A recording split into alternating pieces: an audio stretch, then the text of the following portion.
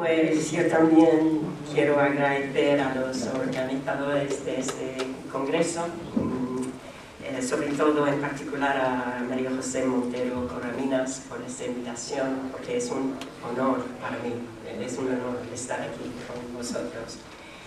Y como ha mencionado, estoy a punto de publicar un libro sobre la memoria popular de los fusilados del franquismo, a base de la temática del duelo, la resistencia y el activismo. Y este proyecto realmente empezó, yo diría, en 2013, y algo que para mí también hace que este momento es muy bonito y muy emotivo para mí. Varios de las personas que en los primeros pasos de esta investigación, como Arantxa, Andrés, María, Ángeles, Merche, me facilitaron, me abrieron las puertas a familias, a descendientes de las represalias, y para mí es muy bonito estar aquí con vosotros en el público. Pues bien, voy a empezar leyendo, un poco nerviosa en el español, pero bueno. Y empiezo citando a Carlos Guijarro, que es autor, guionista, dibujante de la historieta Paseo de los Canadienses, que publicó esta novela gráfica en el año 2015. En una entrevista de aquel mismo año, habló de su libro, Paseo de los Canadienses, sobre la huida de Málaga a Almería, y habló, en esta entrevista, Guijarro habló sobre la significancia de la desbandada respecto a los crímenes de lesa humanidad, la memoria testimonial y la justicia. Y cito aquí a Guijarro: en un caso como este, que implican crímenes de Estado que ni siquiera una situación de guerra puede justificar, reconocer la injusticia cometida y hacerlo social e institucionalmente es el primer paso para poder superar los traumas derivados de la guerra civil. Después de tantos años, se trata básicamente de una reparación moral a las víctimas y a sus familiares.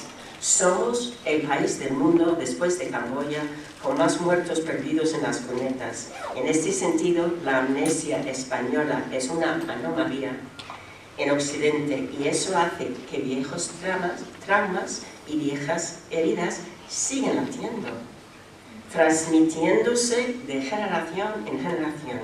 Si algo se debe reivindicar en esta historia, es el valor de la memoria. La memoria es la principal y casi única arma que tiene la víctima frente a la injusticia. Por su parte, el historiador Pablo Sánchez León se centra en el concepto del régimen de la memoria, definido como las prácticas públicas, políticas estatales y discursos sociales que transmiten valores entre el pasado y presente.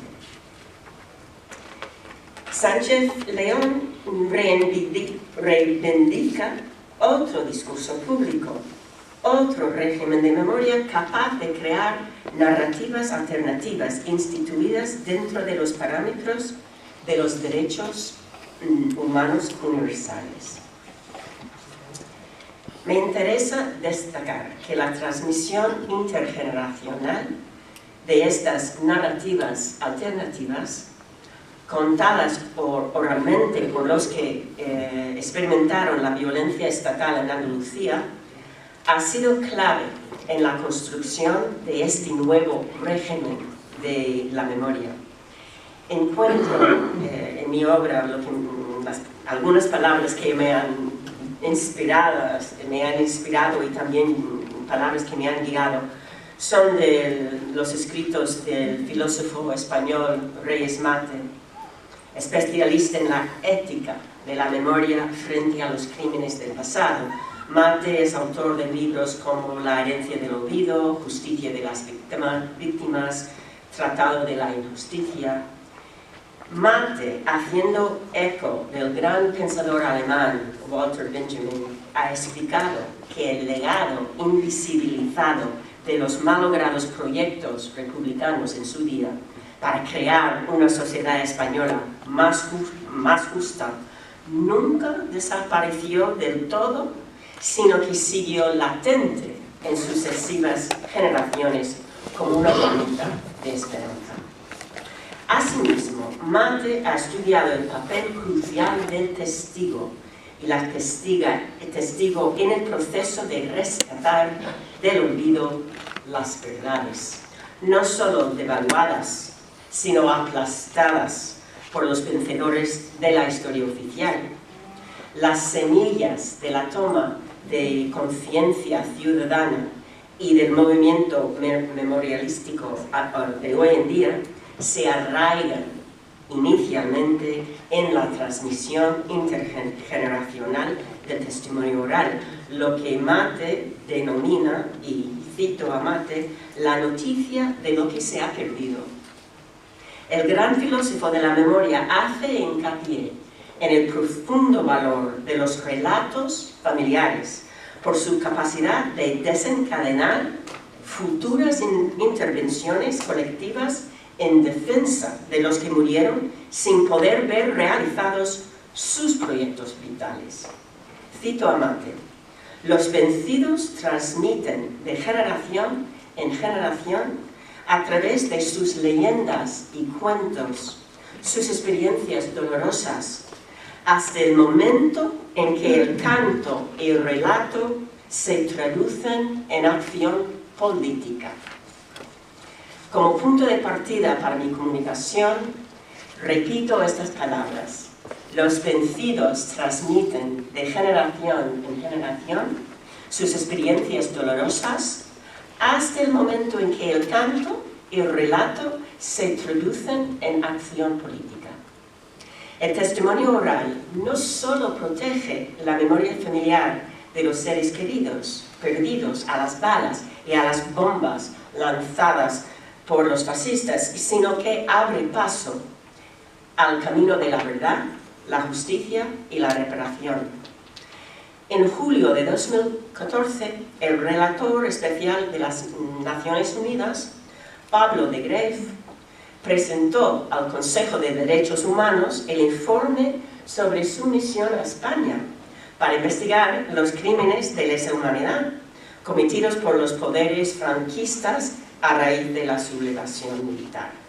En la conclusión de este informe, de Greiff destacó una de sus observaciones principales y cito: la gran distancia entre las posiciones de la mayor parte de las instituciones del Estado, por un lado, y por otro, las víctimas y las asociaciones, fin cita. Refiriéndose a esa brecha preocupante, el relator de Greiff seguía: las autoridades parecen indicar que en la medida de lo posible las demandas de las víctimas y asociaciones han sido mayormente atendidas, pero muchas de ellas se sienten insuficientemente reconocidas y reparadas. Pero por otra parte, de Greiff reconoce la admirable labor llevada a cabo por los mismos descendientes de las víctimas del terror franquista, aliados con sus conciudadanos en diversos colectivos de la memoria, y cito otra vez a de Greiff: la sociedad civil, y en particular las asociaciones de víctimas y familiares, principalmente la generación de los nietos, son quienes han impulsado iniciativas. Esta situación responde al profundo compromiso de las víctimas y familiares y asociaciones por mantener vivas la voz y los reclamos de las víctimas, como al vacío dejado por el Estado en atender estos reclamos. Fin de cita. De forma más reciente, en vísperas de la reciente aprobación estatal, ahora en octubre, de la nueva ley de memoria democrática, el año anterior, en julio del año 21, se publicó un texto y en este texto se hacía mención especial al protagonismo de las mujeres. Mujeres que en la lucha por la supervivencia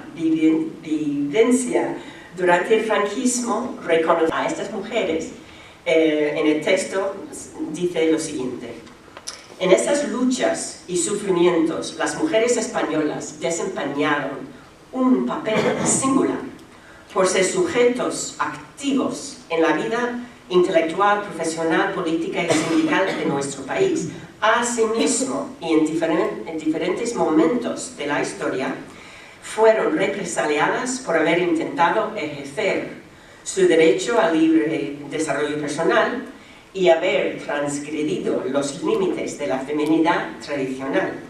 Por tanto, en la promoción y transmisión del conocimiento, ha de recogerse su contribución a la memoria democrática. Fin de cita. Hago hincapié en estas palabras finales, en la promoción y transmisión del conocimiento ha de recogerse su contribución a la memoria democrática. Son las testigos y los testigos de la generación de los abuelos en un principio, así como de sus interlocutores, sus descendientes, nietos, hijos, sobrinos nietos, oyentes siempre atentos a las narraciones orales de las verdades ocultas en su momento del franquismo, de los crímenes de lesa humanidad. Estos testigos, estas testigos, son quienes han hecho posible, en cierta manera, en parte, las jornadas que celebramos en estos días. Sin el canto y el relato de que hablaba Reyes Mate, de los testimonios orales, quizás no hubiéramos podido reunirnos hoy, profesores, ciudadanos, voluntarios, investigadores, familiares de víctimas, partidarios, apasionados de la verdad histórica, con la misma visión mucho más completa, si no tuviéramos estos testigos. Y ahora quiero empezar con lo mejor de esta comunicación, que son las palabras, las historias de testigos que han sido transmitidos de forma intergeneracional, y voy a presentar 3 estudios de caso.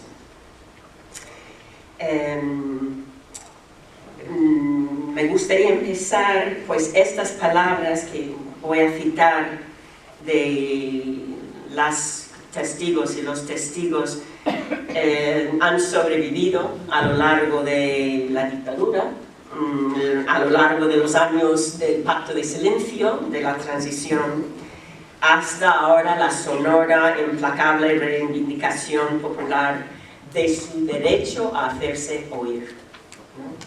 Ubicándose estas palabras como los cimientos de cualquier ley de memoria democrática que se produzca hoy o mañana. Constituyen estos testimonios, argumento, ¿no?, que estos testimonios son el fundamento del nuevo régimen de la memoria de que habla el historiador Pablo Sánchez de León. Es un espacio discursivo capaz de publicitar narrativas alternativas, ¿no?, que subvierten la historiografía anacrónica y falsa del franquismo y también de sus herederos actuales de la ultraderecha o a veces simplemente la derecha. El objetivo de los ejemplos que describo a continuación es trazar el camino de la memoria democrática que nace en el llanto privado del duelo familiar y se desemboca luego, décadas después, en el griterío de voces unidas en el escenario público, reclamando la verdad, la justicia y la reparación. Empiezo compartiendo el testimonio de Juan Manuel Fernández Rodán, generoso y paciente interlocutor mío, que falleció en el año 2018, 2 años después de nuestra entrevista en Puerto Real. Se calcula que hubo más de 200 desapariciones forzadas en el pueblo de San Fernando, en la provincia de Cádiz, entre ellos 108 militares fieles al legítimo gobierno de la Segunda República. 17 concejales fueron igualmente detenidos y asesinados en este mismo periodo, el último alcalde republicano Cayetano Rodán, entre ellos, el abuelo de Juan Manuel. El caso de la familia Rodán ha llegado a ser legendario en la memoria colectiva no solo de los vecinos de San Fernando, sino en muchas partes de la provincia de Cádiz. Tanto por el enorme respeto y gran cariño del que disfrutaba en vida el conocido médico Cayetano Rodán, así como la emotiva historia de su fusilamiento y él de sus 3 hijos varones, Manuel, Juan y Cayetano, de 26, 24 y 20 años. 80 años después, al pie de la fosa del cementerio de Puerto Real, donde se suponía que yacieran los restos de los jóvenes asesinados, el sobrino de los 3, sobrino de sus tíos, Juan Manuel Fernández Rodán, me ofreció un perfil de Cayetano Rodán, resaltando en primer lugar sus valores humanistas e igualitarios. Y cito a Juan Manuel: mi abuelo era médico, excelente cirujano, una persona de un corazón inmenso, ¿no? Era un hombre que acudía a curar a los pobres, sea el día que fuera, la hora que fuera, y no les cobraba. Y a veces no solo no les cobraba, sino que les dejaba dinero debajo de la almohada. Para él no había clases sociales, para él solo había dolor y necesidad a la que pudiera reparar. Este tipo de gente no interesaba para una España donde los que habían tenido siempre privilegios no querían perderlos, aunque les costara la vida de 1 millón de españoles. A Fernando Fernández Rodán, primer presidente de AMEDE, la Asociación Memorialística de San Fernando, le nació la conciencia sobre la memoria de la represión franquista de puertas para adentro, a pie de la máquina de coser de su madre, Catalina, hija mayor y mano derecha en el consultorio médico de su padre Cayetano.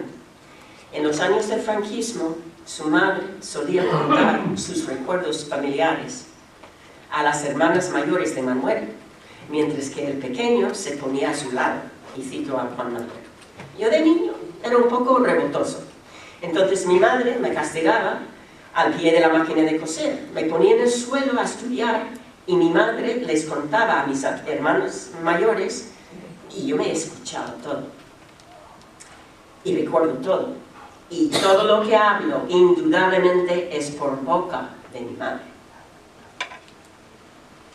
Igualmente, su madre Catalina, como me han confirmado las hermanas de Juan Manuel, Ángeles y María, que están aquí presentes con nosotros, les enseñó a los 8 hijos suyos durante los negros días de la posguerra para que supieran resistir frente a siniestras indagaciones sobre comprometedores conocimientos familiares.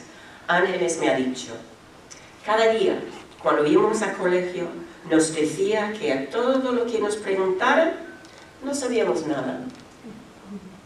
En este caso, el silencio era también una forma de resistencia. Y aquí, María y Ángeles. Andrés Rebolledo Badeno, durante muchos años presidente de Asociación de Familiares de Represaliados por el Franquismo en la Sauceda y el Marufo, también con nosotros hoy.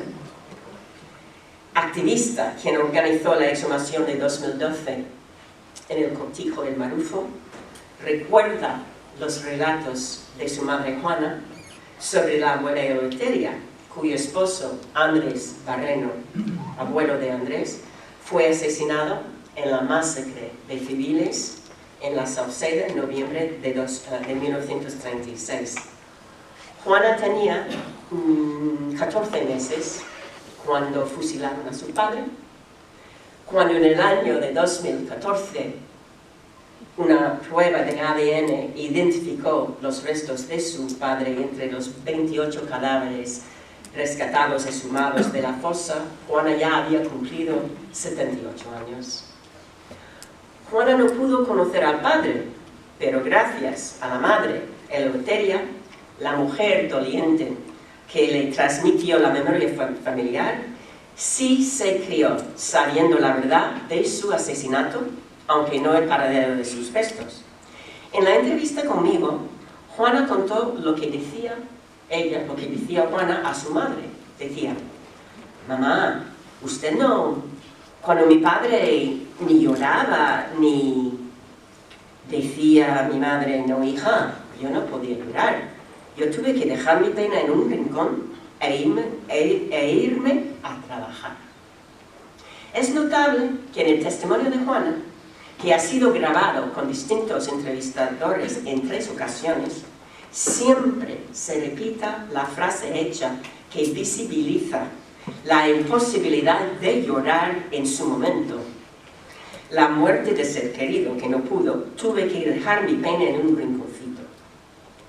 El etnógrafo español Francisco Fernández ha denominado este tipo de recurso lingüístico repetido a través de las generaciones como un reciclaje generacional, y es una estrategia discursiva que concretiza la memoria, archivándola en el archivo de la memoria familiar, ¿no? Eleuteria no expresó el luto de manera abierta, pero sí sabía resistir frente a las mentiras sancionadas por el régimen sobre la historia. Explica Juana. Entonces, a las que estaban viudas de la guerra, Dios para que sería una miseria. Entonces la llamaban a ella, no sé si fue al ayuntamiento o fue al cuartel, no sé a dónde fue, y le dijeron: Eleuteria, tú tienes que firmar aquí como tu marido fue muerto de muerte natural. Mi madre dijo: no, a mi marido lo mataron, y no firmó. En los espacios públicos del franquismo, en el ayuntamiento, en el cuartel, donde fuera que la mandaran presentarse, Eleuterio supo decir que no. Este acto de rebeldía le imposibilitó el recibo de una pequeña pensión mensual, por mísera que fuera, pero el legado testimonial forma la base de la memoria generacional de los descendientes, sembrando semillas de la conciencia política que hereden las generaciones de los nietos y las nietas. Por último, os presento a Ana María Venegas, antigua presidenta de la Asociación de Familiares de los Fusilados de Ubrique y una luchadora pionera para que se llevara a cabo en el año 2004 en el cementerio del Bosque la primera exhumación con éxito subvencionada por la Junta de Andalucía. Ana se crió en los años 50 y 60, observando a su abuela Isabel practicar un ritual inexplicable para una niña. Desde que tiene uso de la memoria, Ana recuerda a su abuela que colocaba una rosa blanca al lado de la foto de su esposo, José Bazán Viruez, concejal por Izquierda Republicana, fusilado el 15 de agosto de 1936. Ana ubica tanto la génesis de su propio duelo indirecto, así como su futura concienciación política en relación a la historia de los fusilados, en su observación de esta práctica cotidiana del duelo.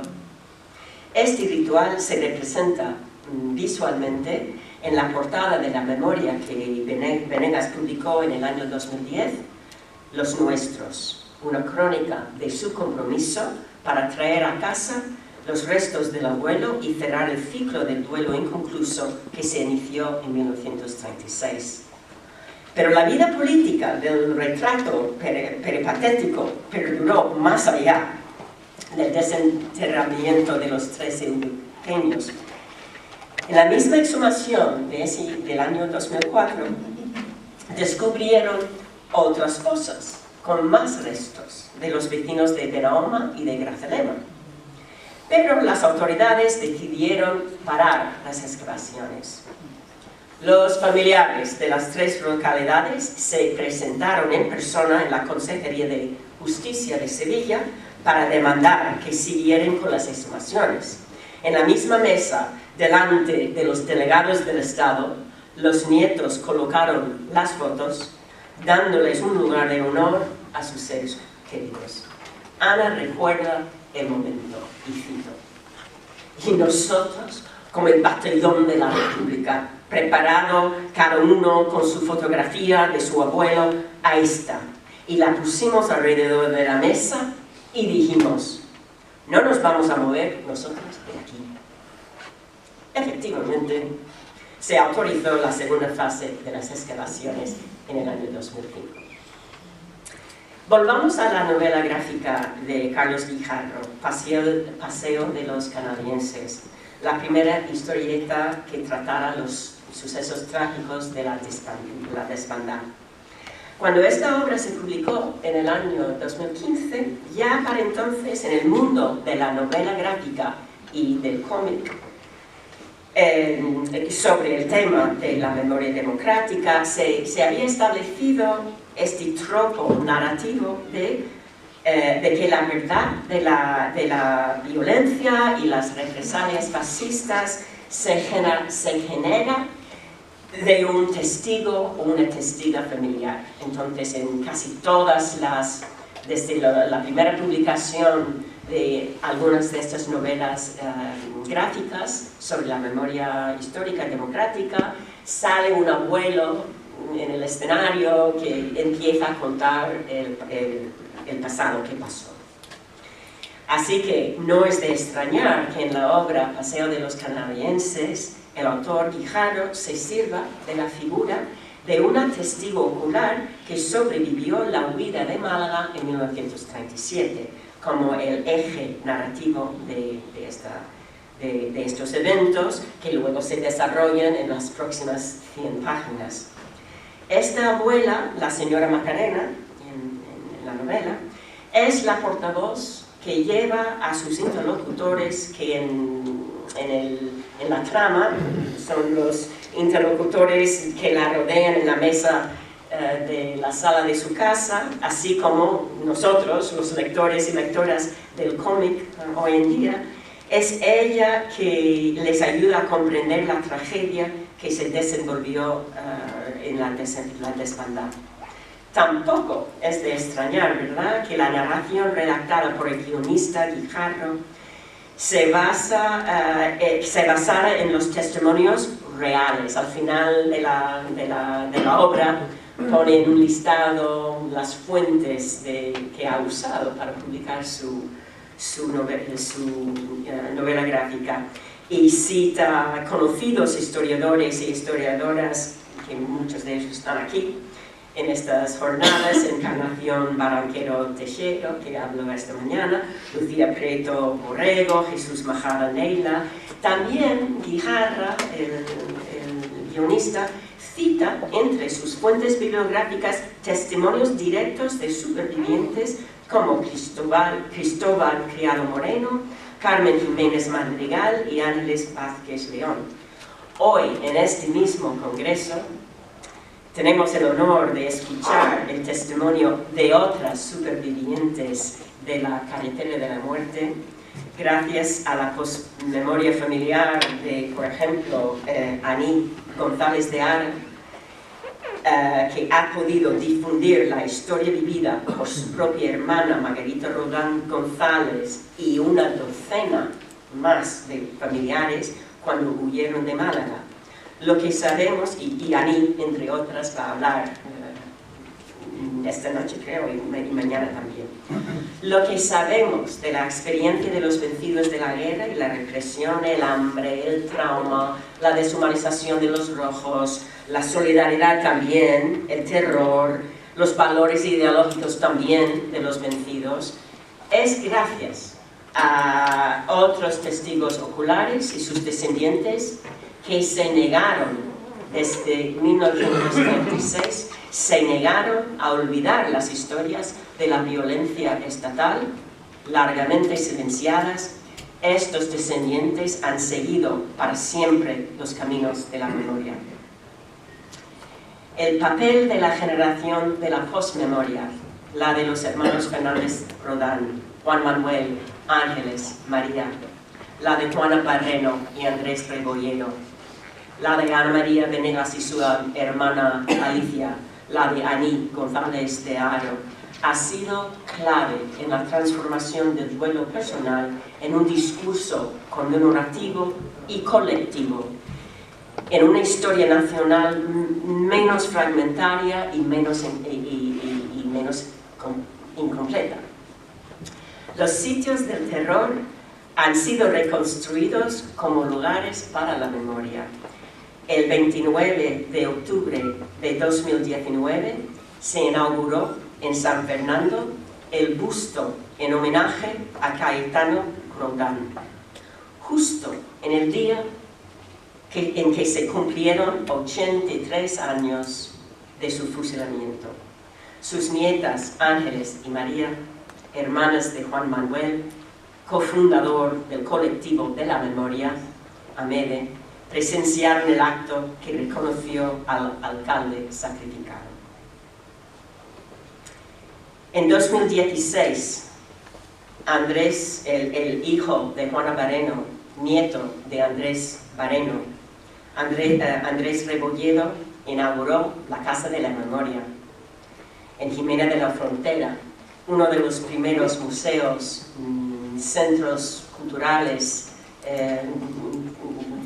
extraordinaria biblioteca dedicados a la recuperación de la memoria democrática y a la represión franquista. Y aquí está en el cementerio de la Sauceda, que también ayudó a rehabilitar. Para concluir, en el espíritu de homenaje que representa la serie de conmemoraciones que acabamos de ver, concluyo con unas palabras del magnífico escritor uruguayo Eduardo Galeano, quien nos dejó estas reflexiones sobre las exhumaciones en España. Lo que voy a leer viene de un breve escrito de Eduardo Galeano que publicó en el año 2007, hablando de las exhumaciones, y se titula, que me encanta el título, Abra Cadabra. El gran pensador Galeano celebra precisamente el canto y el relato de que hablaba Reyes Mate, que nos ha dejado en la memoria popular, que nunca ha olvidado el sueño de la libertad y el sueño de la igualdad. Cito a Galeano: no viene mal, nada mal, recordar aquella palabrita que todos aprendemos en los cuentos de la infancia, abracadabra. La palabra mágica que abría todas las puertas. Y recordar que abracadabra significa, en hebreo antiguo, envía tu fuego hasta el final. Las exhumaciones, más que sepelio, son una celebración. Estamos celebrando la memoria viva de todas las mujeres y hombres generosos que en este país enviaron su fuego hasta el final. Porque en las horas más difíciles, en aquellos tiempos enemigos, en los años de muerte, ellas y ellos supieron vivir para darse y se dieron enteros.